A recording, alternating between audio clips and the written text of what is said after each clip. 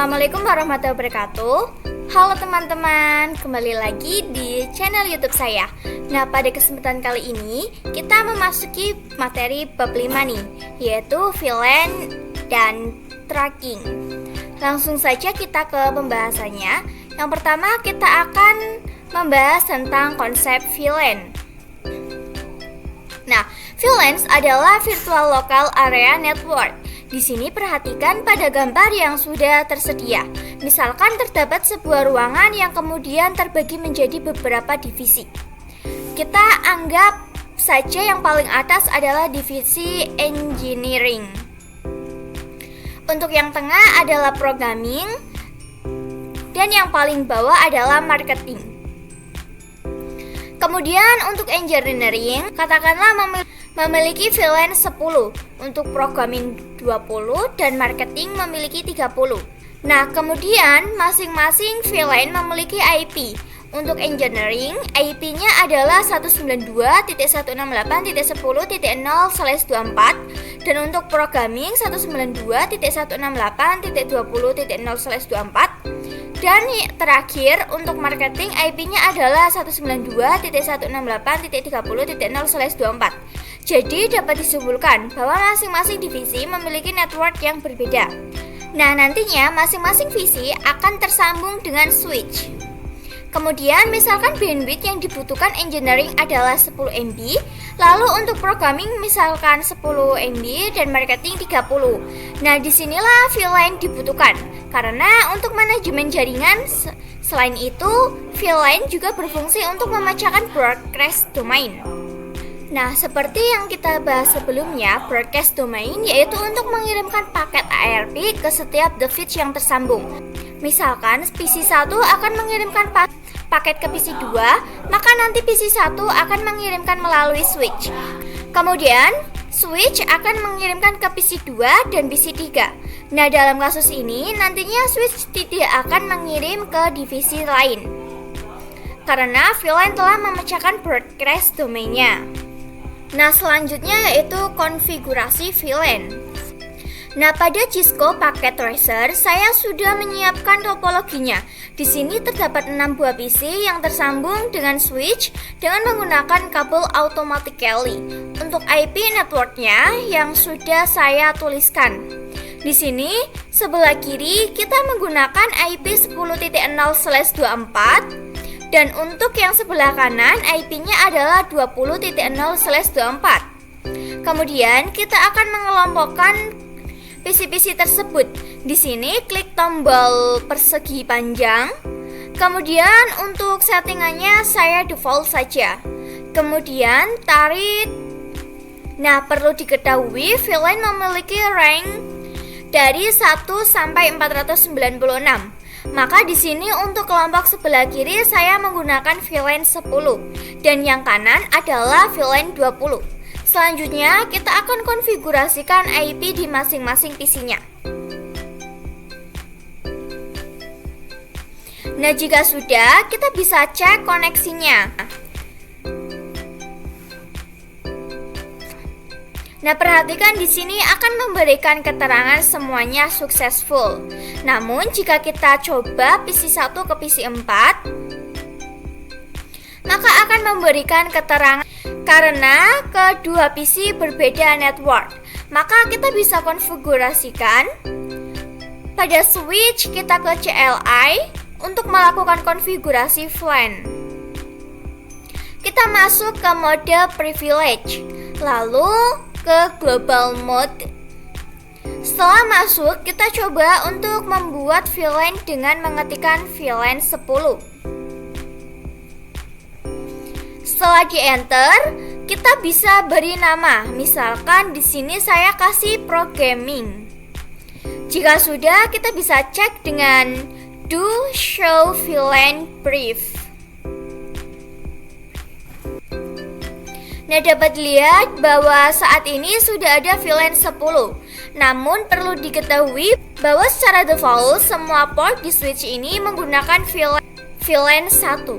Sedangkan konfigurasi untuk VLAN 10 mencantumkan port-port yang mana yang tergabung ke VLAN 10. Kita akan buat interface VA01, VA02, dan VA03 yang tergabung ke VLAN 10. Langsung saja kita konfigurasikan. Kita bisa masuk ke FA01 dulu. Kemudian ketikkan switch port access VLAN 10. Kemudian jika kita cek menggunakan do show VLAN brief, maka FA01 sudah masuk ke VLAN 10. Selanjutnya kita akan memasukkan FA02 dan FA03. Maka untuk port 1, port 2, dan port 3 menggunakan VLAN 10. Kemudian kita bisa buat VLAN 20 dan memasukkan port dari 4 hingga ke 6 ke dalam VLAN 10. Kita tuliskan VLAN 20. Untuk namanya kita berikan marketing. Jika VLAN 20 sudah terbuat, maka kita akan memasukkan FA04 sampai 06 sekaligus, yaitu dengan menggunakan interface range. Di sini ketikkan saja interface range FA0/4 hingga 6. Setelah masuk, kita berikan komen switch port access VLAN 20.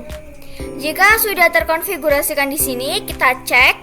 Nah, bisa dilihat di sini sudah terdapat VLAN 20 dan tercantum juga port mana saja yang menggunakan VLAN 20. Lalu kita bisa lihat bagaimana ARP table-nya. Namun sebelum itu kita bisa hapus ARP-nya dulu, karena sebelumnya kita telah mencoba tes koneksi dengan mengetikkan ARP strip D dan lakukan hal yang sama pada semua PC-nya. Pada switch juga kita hapus. Di sini setelah masuk ke mode privilege, kita masukkan command clear make strip address strip table. Dan untuk memastikan bisa cek dengan show make strip address strip table. Nah, di sini bisa diperhatikan dia sudah tidak ada.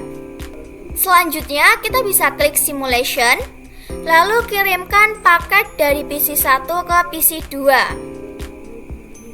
Maka di sini terdapat keterangan ARP.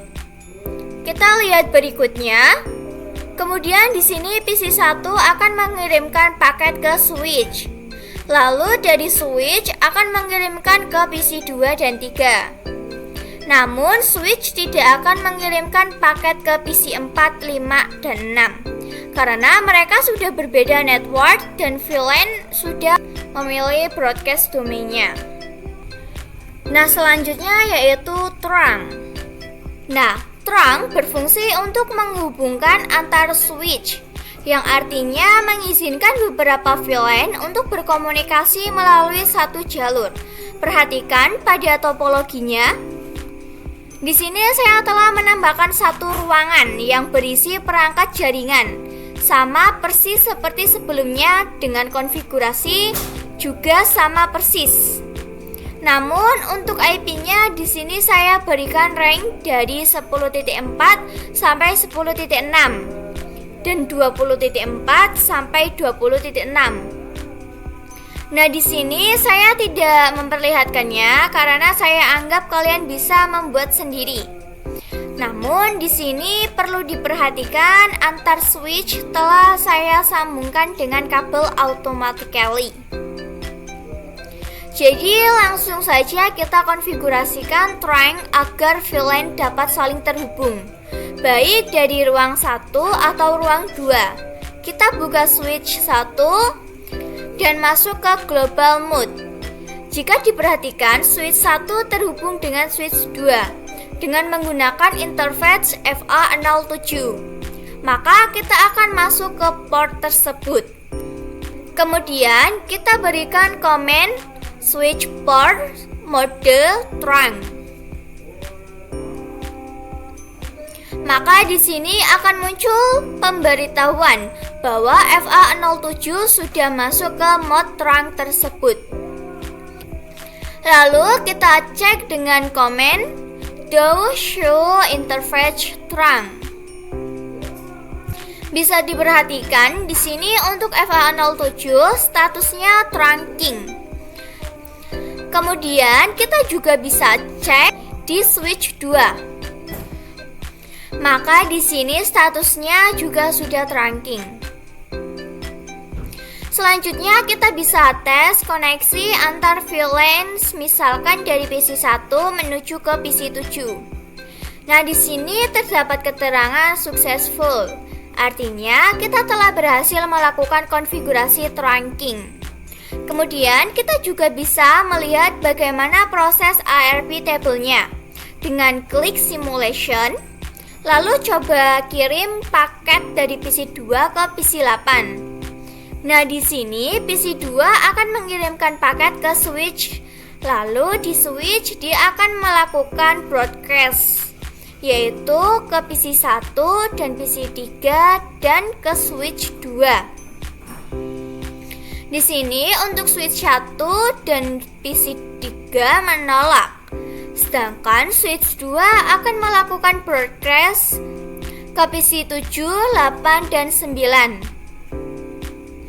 Nah, di sini yang menerima hanya PC 8. Maka selanjutnya PC 8 akan mengirimkan paketnya kembali ke switch 2. Lalu dari switch 2 ke switch 1 dan dari switch 1 ke PC 2. Dengan begitu tes koneksi sudah successful. Nah, selanjutnya allow trunk. Jadi kita cek pada interface terang.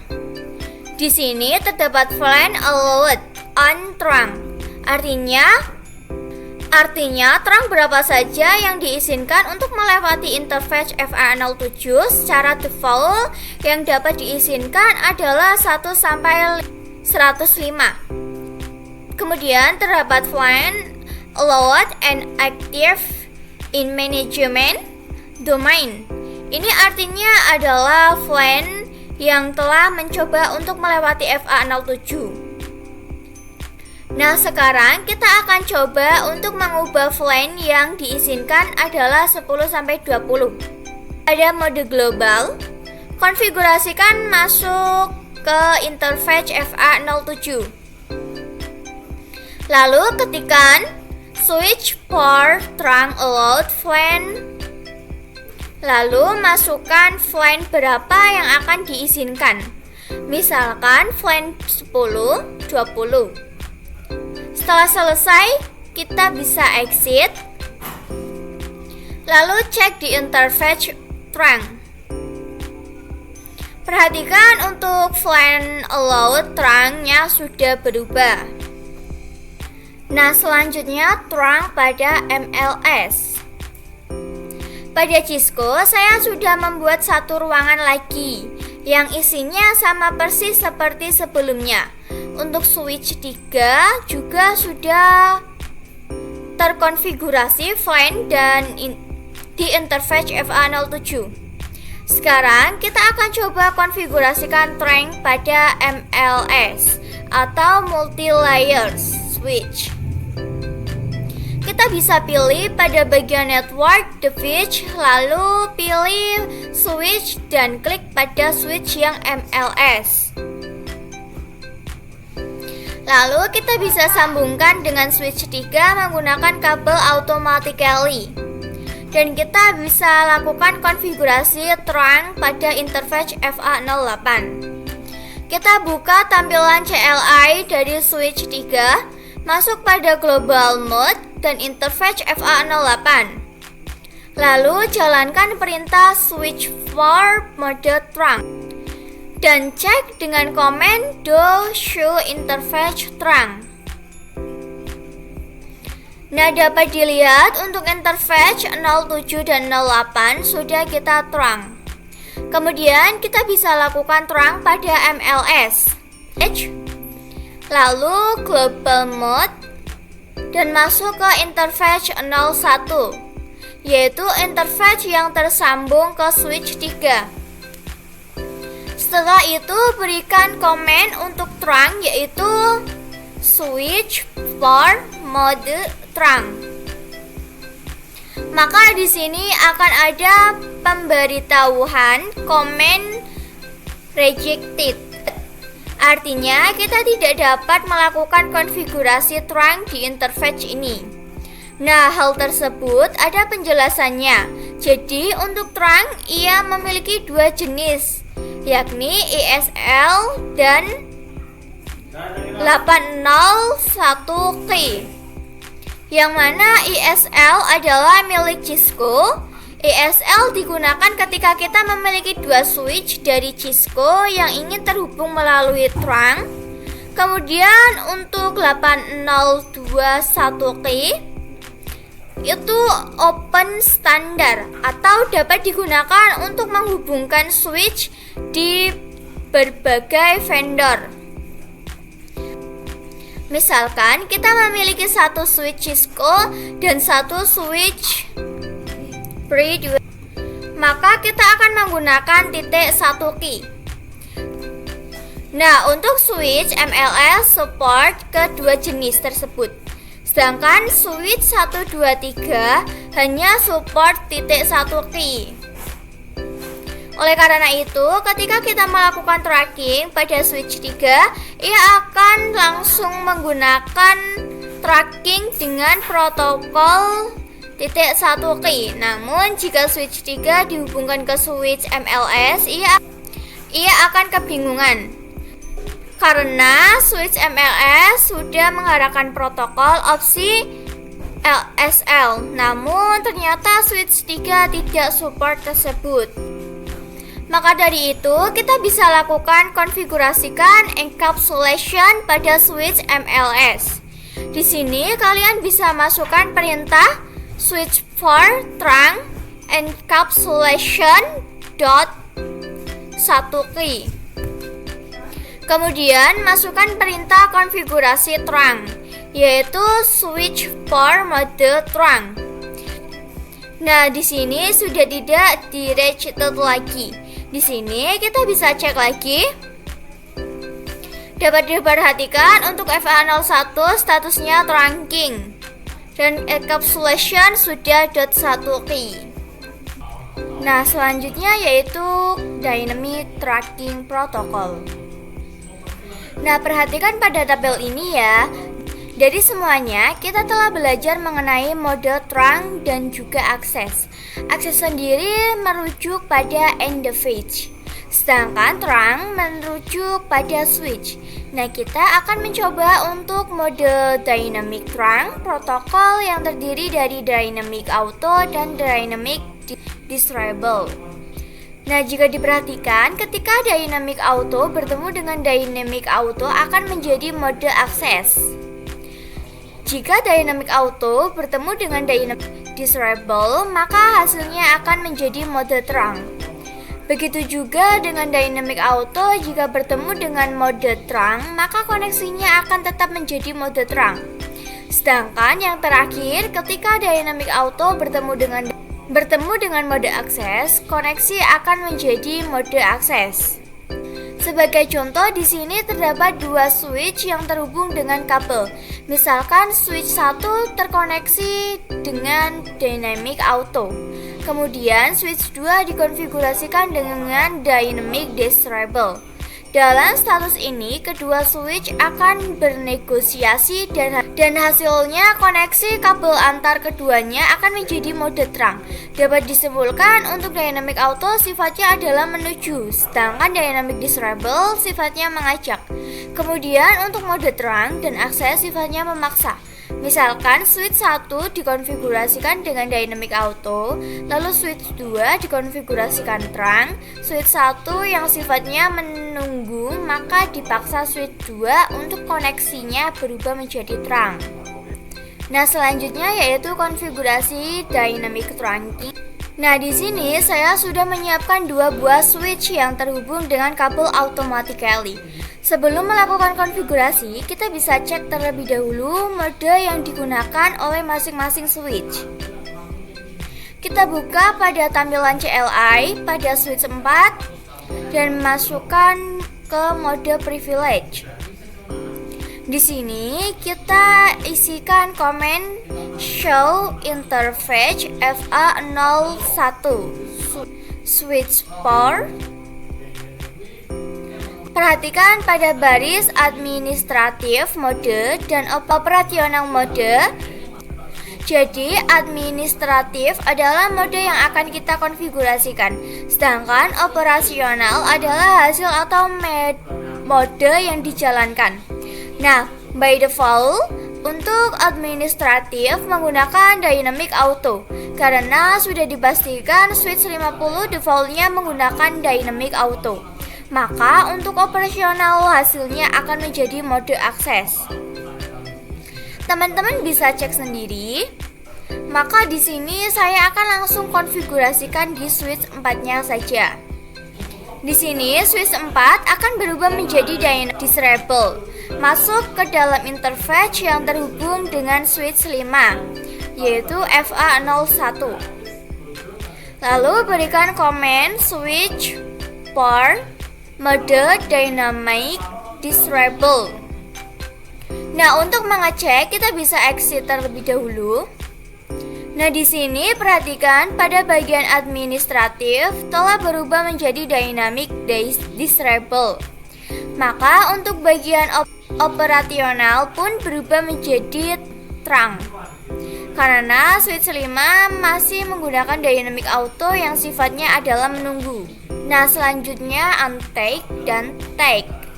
Nah, untuk mempermudah penjelasan mengenai untake dan take pada Cisco, kita bisa menggunakan metode simulation. Setelah mengirimkan paket dari PC 11 ke PC 7, kita next hingga pada bagian switch mengirimkan ke switch lainnya. Di sini kita bisa klik pada ARP table-nya. Nah, di sini terdapat keterangan .1 key, yang mana ia disebut dengan take. Sedangkan untake jika paket ARP-nya tidak terdapat .1 key. Nah, yang terakhir yaitu native VLAN. Native VLAN adalah paket yang tidak perlu di-tag. Bisa kita lihat pada switch 1 setelah memberikan komen show interface terang. Di sini dapat diperhatikan ada yang namanya native VLAN dan by default native VLAN-nya adalah 1. Nah, di sini kita akan mencoba untuk mengganti native VLAN tersebut. Langsung saja kita coba konfigurasikan pada ruangan 2 dan ruangan 3. Di sini kita masuk pada tampilan CLI milik switch 2. Kita masuk ke mode global. Kemudian kita masuk ke interface yang tersambung ke switch 3. Nah, ini adalah FA08. Kemudian kita ketikkan komen switch for trying native VLANs dan masukkan angka yang akan dinatifikan. Misalkan VLAN 20, kemudian enter.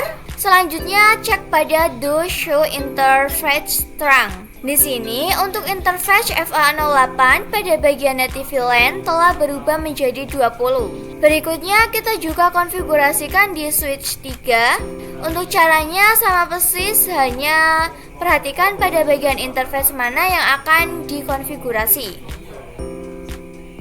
Nah, jika sudah, di sini dapat diperhatikan native VLAN-nya pun sudah berubah menjadi 20. Selanjutnya, kita bisa lakukan tes koneksi dengan mengirimkan paket dari PC 12 ke PC 18. Dan jangan lupa untuk berada di tampilan simulation. Di sini kita bisa next saja. Nah, pada bagian switch 2 ke switch 3, kita klik. Nah, dapat diperhatikan ia tidak lagi memunculkan tag, yang berarti yaitu end tag. Nah, mungkin saja materi dari saya tentang VLAN dan trunking. Mohon maaf apabila ada kesalahan. Sekian dari saya, sampai bertemu di video selanjutnya. Terima kasih.